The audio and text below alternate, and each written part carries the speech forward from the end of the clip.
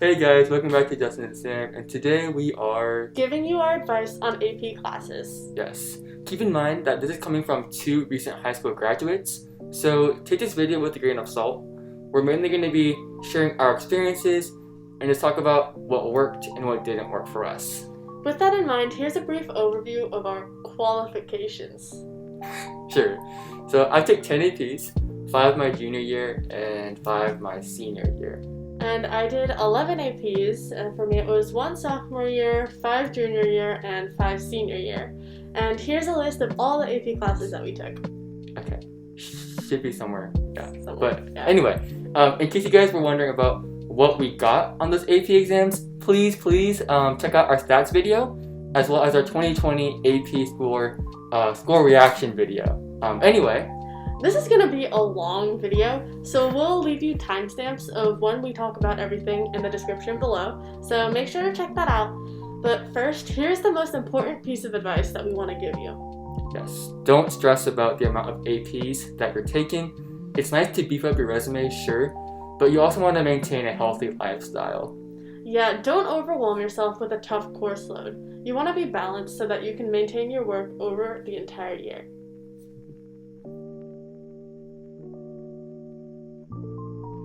So the first thing that we want to talk about is how exactly to choose what APs to take. And the first thing you want to keep in mind here is that you should take stuff that you're interested in. You'll be investing a lot of time into whatever AP you're taking, so it's important that you don't hate the subject, at least, but Yeah. preferably take stuff that you like. Yeah, that's definitely true. For me at least, I enjoyed AP Chem because I actually liked the subject, which made the long lab reports a lot more, I guess, manageable for me. Yeah, the labs are long, but you know what else sucks? 0 periods. They do suck. Yeah, coming from someone who had 5 0 periods a week and lived 40 minutes from school, yikes. Yeah, point is, don't underestimate the amount of time and work it takes for a single AP class. And pro tip, if you're not sure how much work to expect for your classes, here's a rule of thumb. Usually an honors class is about 45 minutes of homework a night, and an AP is around 90.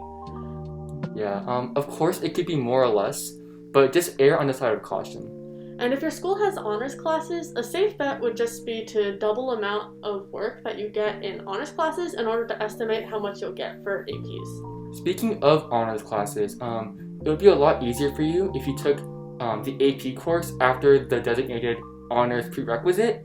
So like if you took honors chem your sophomore year and did well in the course, maybe consider taking AP chem your junior year. Just don't overestimate yourself if you don't have the prereqs for an AP course. Keep in mind that the restrictions are there for a reason. For example, I bypassed the Physics 1 prereq to take Physics 2 my senior year, and that did not go well. It was fine, I think. No, it wasn't.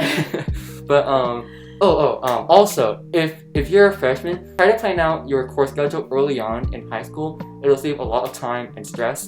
But if you're already a sophomore or a junior, or I guess even a senior, it's not the end of the world. I have no idea what I was doing my first 2 years of high school, and hey, I still got into UCLA, so don't lose hope if you feel behind. And finally, please don't take an AP online unless you're sure you can handle it. It will be lame and you will not feel prepared for the test at all. Yes, that is very true. I tried taking an online AP, I think macroeconomics course over the summer, and I had to drop the class because I wasn't doing so well. And Sam also took an online AP course as well, right? Yeah, so I took AP Stats over the summer my senior year, and I scraped an A in the class, but I ended up not taking the test because I just didn't feel like I had enough experience to do well in it. And since I did it over the summer, I would have had to self-study until the next May if I wanted to take the test. So it's just a big inconvenience, especially since you don't have a tangible teacher to help you. That being said, if you still want to complete college level coursework to, I guess, impress admission officers, I would highly recommend taking actual classes in actual colleges. Like even classes in community college, that's fine too. For me, I took a life science course and a neuroscience course at UCLA, and it was a really good experience. So yeah, please consider that. Okay, so we've talked about preparing for APs a bit now, but now we're going to talk about when to take your AP classes.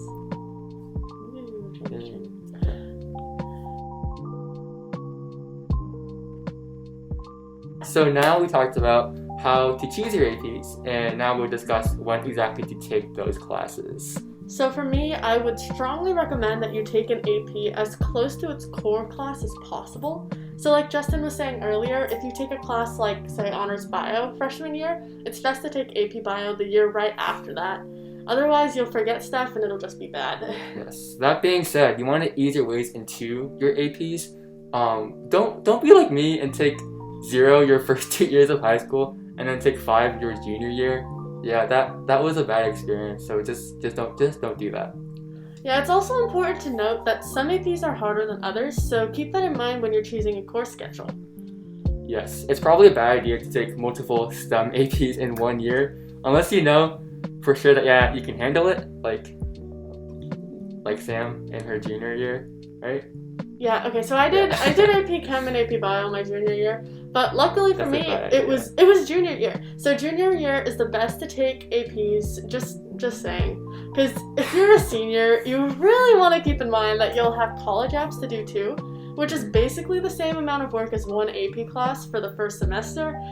And then there is senioritis. Don't underestimate senioritis. It's actually a thing, and you're gonna lose a lot of drive and motivation to do a lot of your work after the first quarter of school.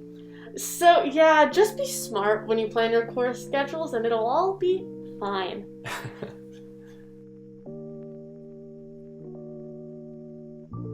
Okay, so you're probably bored of us right now, and I'm sorry for that, but we're not done yet. Woohoo! Yeah, so now we'll be talking about, general advice for when you're taking your actual AP classes. Right, so first, it's important to realize that it's really okay not to be perfect. So for me, my freshman year, I had straight A's, and then I decided to take AP Calc sophomore year, and I think I got an F on the first quiz, and I was really sad. But actually, that's okay, because APs are hard, and it's still possible to do well with a few mistakes. Yes, that's very, very true, as getting a 5 usually requires for you to get at least a 70% as your score.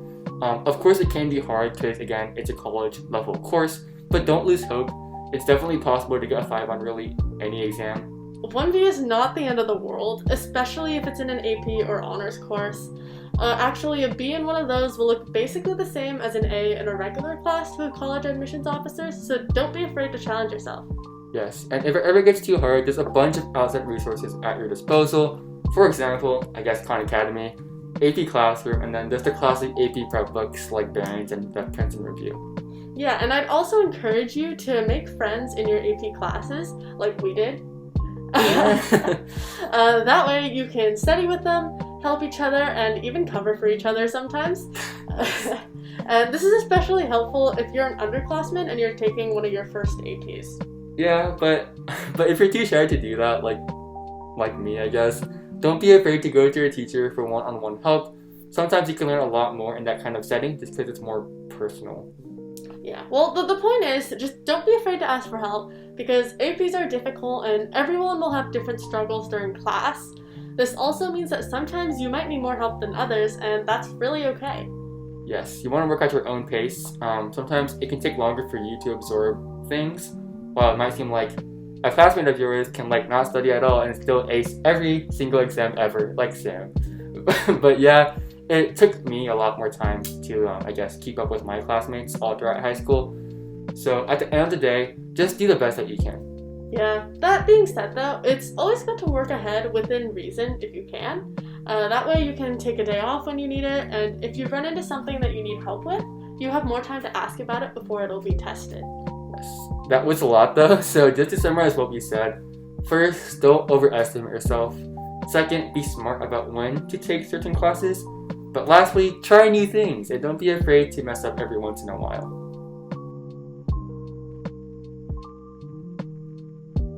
So yeah, that's about it for our pretty long AP advice video. If you guys managed to stick through till the end, props to you guys. Please feel free to reach out if you missed something, or if you have any questions or comments for us. And also, make sure to subscribe and follow us on Instagram at justin.and.sam if you haven't already. Yes, thanks for watching. Bye, guys.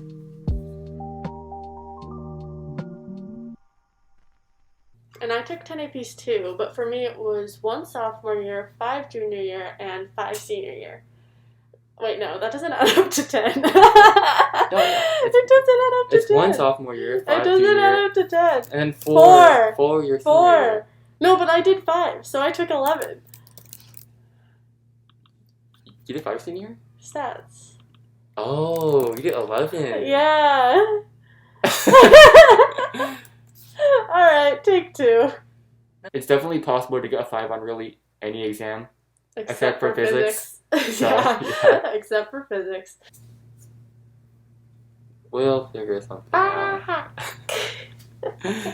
Oh, that's it? Yeah. Oh, wow, okay. Yeah.